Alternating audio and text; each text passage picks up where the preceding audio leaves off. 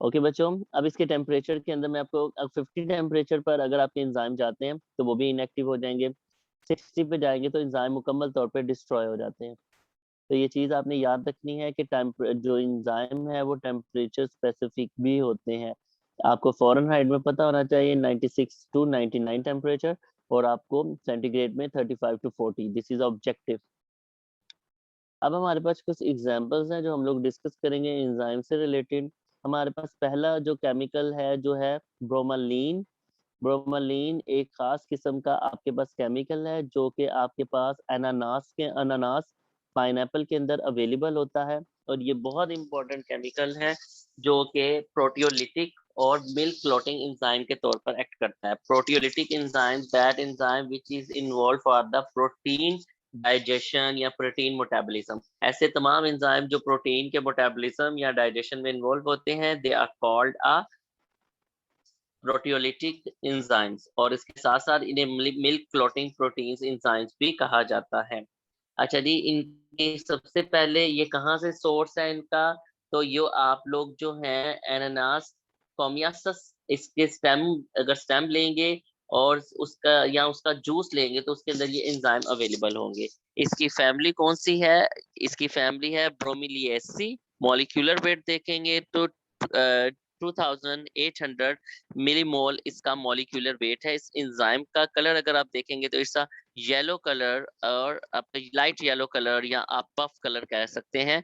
Solubility, तो ये chemical जो है ये वाटर, अल्कोहल और क्लोरोफॉर्म तीनों के अंदर सॉल्युबल है। अब हम इस केमिकल का, ब्रोमोलीन का, कहाँ कहाँ यूटिलाइज कर सकते हैं? ब्रोमोलीन जो है ये आपके पास इन्फ्लेमेशन को और एडिमा कंडीशन को ठीक करने में हेल्प आउट करती है। बच्चों, it is used as supporting agent. What is mean by the supporting? Supporting agents is a that agent which is never used for the treatment. ऐसे एजेंट तो कभी भी ड्रग के ट्रीटमेंट में इस्तेमाल नहीं होते बच्चों। It is always used as a support और इन इनहिबिट द या stop the destroying procedure that is occur by the disease. उस जगह पर, वहां पर अगर कोई अबनॉर्मेलिटी है, कोई डिजीज है, कोई प्रॉब्लम है, कोई कंडीशन है, उस चीज को हल करने के लिए हम कुछ एक्स्ट्रा मेडिसिन या एक्स्ट्रा केमिकल्स इस्तेमाल करते हैं ताकि उनकी इम्यूनिटी बूस्टअप हो और उस डिजीज को या उस कंडीशन को स्प्रेड ना होने दिया जाए, उसे प्रिवेंट किया जा सके। बट वो कभी भी वो ड्रग थेराप्यूटिकल ड्रग्स में काउंट नहीं होती। This type of the agents are called supporting agent, जो कि उसके ट्रीटमेंट को सपोर्ट करते हैं ताकि मजीद जो ड्रग स्प्रेड ना हो और वो जल्दी से जल्दी रिकवर करें। तो ये उसमें यूज होगी ब्रोमालीन। ब्रोमालीन आपकी लेदर फैक्ट्री में बहुत ज्यादा इस्तेमाल की जाता है, ये केमिकल डिफरेंट टाइप की लेदर इंडस्ट्री के अंदर। इसके अलावा इसको प्रोटीन की प्रोडक्शन के अंदर फार्मास्यूटिकल इंडस्ट्री में बहुत ज्यादा इस्तेमाल किया जा रहा है। And the third last one is ये टेंडराइजिंग द मीट। अक्सर गोश्त को गलाने के लिए, जल्दी पकाने के लिए हम कच्चे पपीते यानी कि अनानास का इस्तेमाल करते हैं जो ग्रीन कलर में होता है। उसके अंदर भी ब्रोमालीन अवेलेबल होती है जो कि बेसिकली मिल्क की टेंडराइजेशन करती है, जिससे मिल्क की जो उसका स्टीमिंग प्रोसेस है या उसका कुकिंग प्रोसेस है वो जल्दी होता है और वो बहुत जल्दी जो है वो उसका वो गल जाता है, और बाद में फिर हम उसे खा सकते हैं। बारबेक्यू भी जब किए जाता है मीट को या बीफ को, तो देन उसे यही आप ब्रोमालीन या फिर आप जो है इसे पपीता बोलते हैं, ठीक है, इसका इस्तेमाल किया जाता है ताकि उसे जल्दी पकाया जा सके। आप देख सकते हैं डायग्राम में एक प्रोडक्ट है। It is also available in the tablet form, तो हम लोग इसे यूटिलाइज कर रहे हैं। हमारा सेकेंड केमिकल है जिसका हम इस्तेमाल करते हैं, इट इज अ पापाइन। ये भी एक प्रोटियोलिटिक एंजाइम्स है। इसके सोर्सेज क्या हैं? पापाइन जो है ये ड्राइव किया जाता है लैटिक्स से, यानी कि कारिका पापाया। ये इस प्रोडक्ट का या इस प्लांट का साइंटिफिक नेम है। और इसकी फैमिली कौन सी है?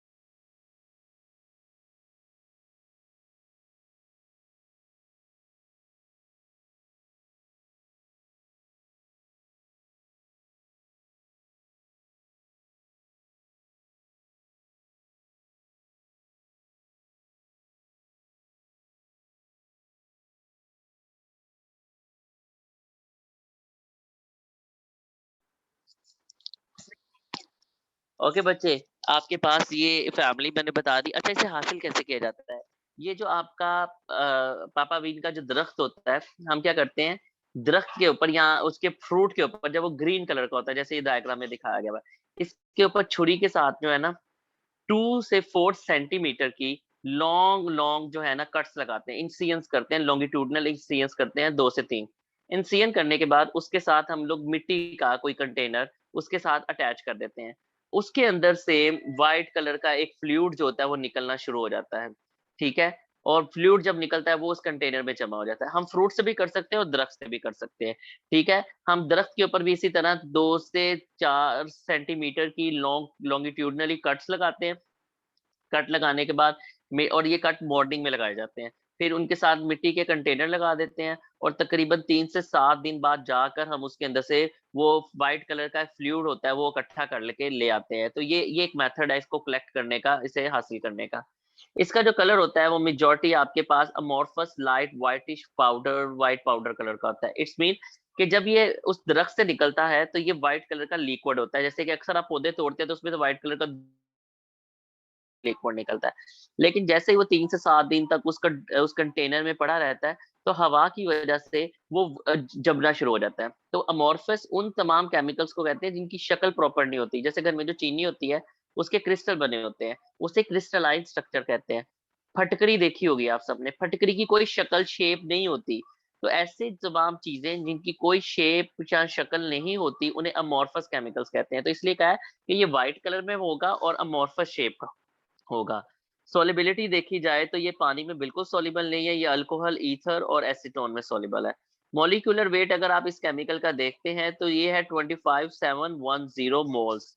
यूजेस देखें तो ये भी टेंडराइजिंग ऑफ मीट यानी मीट को गलाने के लिए इस्तेमाल किया जाता है।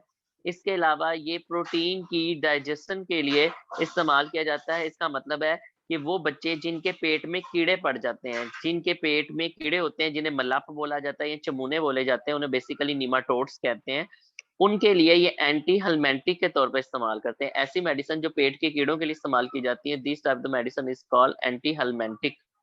इसके बाद है आपकी clarification of the beverages, brew soft drink और हार्ड ड्रिंक्स की फॉर्मेशन के अंदर इसे इस्तेमाल किया जा रहा है। और उसके अलावा वो जो कॉन्टैक्ट लेंसेज होते हैं जो लड़कियां इस्तेमाल करती हैं, आईसाइट वाले या कॉस्मेटिक वाले, उन लेंसेज को वॉश आउट करने के लिए भी इस केमिकल का इस्तेमाल किया जाता है क्योंकि ये उनके ऊपर से केमिकल्स को रिमूव करते हैं। हमारा अगला जो टॉपिक है वो है classification of the enzyme. There is a two classification.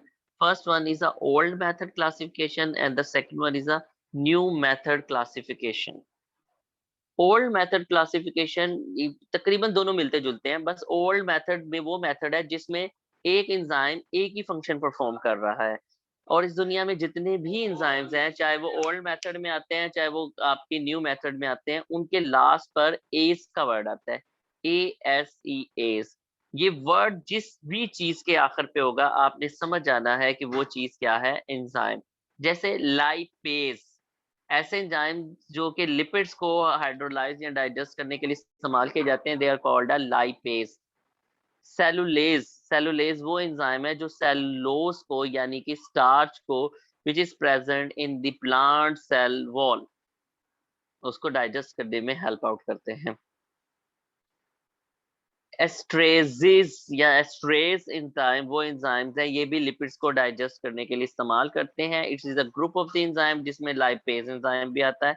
Lipase pancreatic juice से रिलीज किया जाता है और ये रिलीज किया जाता है स्मॉल इंटेस्टाइन में, जहां पर ये फैट में मौजूद जितने भी ऑयल्स होते हैं या फिर उसके अलावा फैट होता है, घी होता है, उसे डाइजेस्ट करने में हेल्प आउट करते हैं।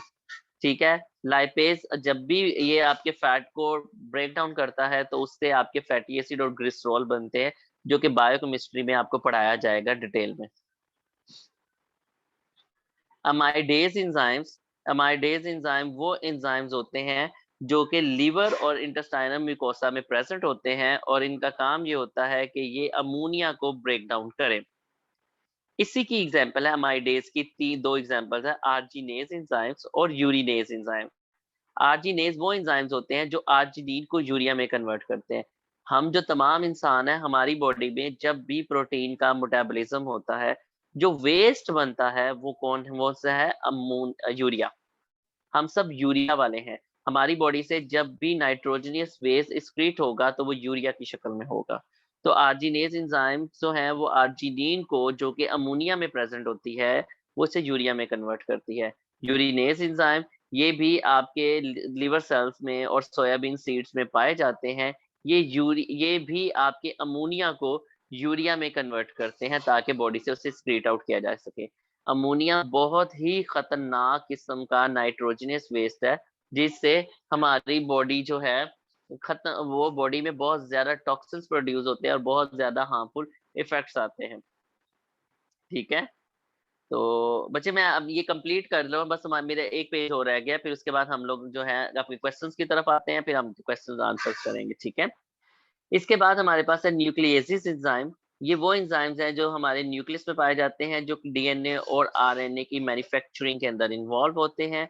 आरएनए के लिए राइबोन्यूक्लियेसिस एंजाइम है और डीएनए के लिए डीऑक्सी राइबोन्यूक्लियेसिस एंजाइम है। कार्बोहाइड्रेट्स को भी मेटाबोलाइज करने के लिए हमारे पास एंजाइम्स है, लाइक सुक्रेज और माल्टेज। सुक्रेज वो एंजाइम होता है जो कि यीस्ट और इंटेस्टाइनल जूस यानी कि हमारी इंटेस्टाइन में प्रेजेंट होता है। ये हमारी खुराक में मौजूद जो सुक्रोज होता है, जो चीनी होती है, उसको ग्लूकोज और फ्रुक्टोज में कन्वर्ट करता है। माल्टोज भी हमारे इंटेस्टाइनल जूस के अंदर प्रेजेंट है ये एंजाइम, और ये माल्टोज को ग्लूकोज में कन्वर्ट करता है। प्रोटियोलिटिक एंजाइम ऐसे एंजाइम जो प्रोटीन की डाइजेशन में इन्वॉल्व होते हैं, they are called a proteolytic enzyme. और ये दो तरह के हैं, एक है पेप्सिन और एक है रेनिन। पेप्सिन आपका स्टमक में अवेलेबल होता है, गैस्ट्रिक जूस का मतलब है स्टमक में अवेलेबल होता है, और ये वहां पे प्रोटीन्स यानी कि आपके प्रोटीन्स के जो बड़े बड़े मॉलिक्यूल्स हैं उससे प्रोटी कन्वर्ट करते हैं पेप्टोन्स के अंदर और प्रोटियोस के अंदर।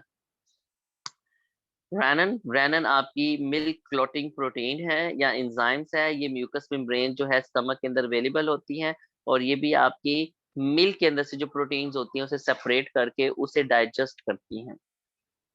न्यू मेथड में कोई खास बच्चे डिफरेंस नहीं है। ये इंटरनेशनल एंजाइम हमारी कमीशन है, उसने इसे मिलकर बनाया था, और इन्होंने भी यही कहा था कि जिस भी चीज के आखिर पे एस का वर्ड है, they are consider as a enzymes. Hydrogenases enzyme ऐसे एंजाइम जो किसी भी स्ट्रक्चर के अंदर से हाइड्रोजन को रिमूव करते हैं, दे आर कॉल्ड हाइड्रोजिनेसिस एंजाइम। ये थोड़े से बाद में डिस्कवर हुए थे, दैट्स व्हाई इन्हें न्यू मेथड कह दिया गया हुआ है। और वो जो आपके पहले मैंने करवाया है वो मोस्ट कॉमन एंजाइम्स है जो बेतहाशा केमिकल्स में इन्वॉल्व होते हैं। ऑक्सीडेज एंजाइम ऐसे एंजाइम जो आपकी बॉडी में ऑक्सीडेशन करते हैं, आपकी बॉडी में रिएक्टिव स्पीशीज प्रोड्यूस नहीं होने देते, आपकी बॉडी के अंदर रेडिकल्स जनरेट नहीं होने देते, जिससे टॉक्सिसिटी ना जनरेट हो सके, उन्हें ऑक्सीडेज एंजाइम्स कहते हैं। हाइड्रोलाइज एंजाइम ऐसे एंजाइम जो पानी की मदद से आपकी बॉडी में बेतहाशा केमिकल्स को ब्रेक डाउन करते हैं और आपकी बॉडी में केमिकल रिएक्शन को बूस्ट अप करते हैं, इनिशिएट करते हैं, प्रोलॉन्ग करते हैं, स्ट्रॉन्ग करते हैं, उन्हें हाइड्रोलेज एंजाइम्स कहते हैं। लाइगेज एंजाइम या सिंथेटेज एंजाइम ऐसे एंजाइम जो कि आपके केमिकल रिएक्शन को बूस्ट अप करने के साथ साथ आपकी बॉडी में एटीपीज की जनरेशन करते हैं, आपकी बॉडी के अंदर जो है नई प्रोडक्ट्स बनाते हैं, उनको हम लोग जो है क्या कहते हैं, आपके लाइगेज एंजाइम। इवन यहाँ तक के जब आप लोग डीएनए मैन्युफैक्चर होता है, आपकी बॉडी में डीएनए के नए केमिकल्स बनते हैं, वहां पर भी हम लोग जो है हमारी बॉडी लाइगेज एंजाइम को इस्तेमाल करती है। तो इस वजह से जो आपका ये टॉपिक कंप्लीट हो चुका है। इससे रिलेटेड आपके जितने भी क्वेश्चंस हैं अब आप पूछ सकते हैं। मैं आप लोगों का माइक जो है अनम्यूट कर रहा हूँ, तो आप लोग वन बाय वन क्वेश्चन कर सकते हैं। जी बच्चों, आप क्वेश्चन कर सकते हैं, कोई भी आके। सीआर अटेंडेंस लें, सीआर मौजूद है अभी? रईस बच्चे अटेंडेंस लो, ठीक है। और 2 स्क्रीनशॉट आपने लेनी है, और आपने एक के ऊपर फार्माकोग्नोसी और एक पे फार्मास्यूटिक्स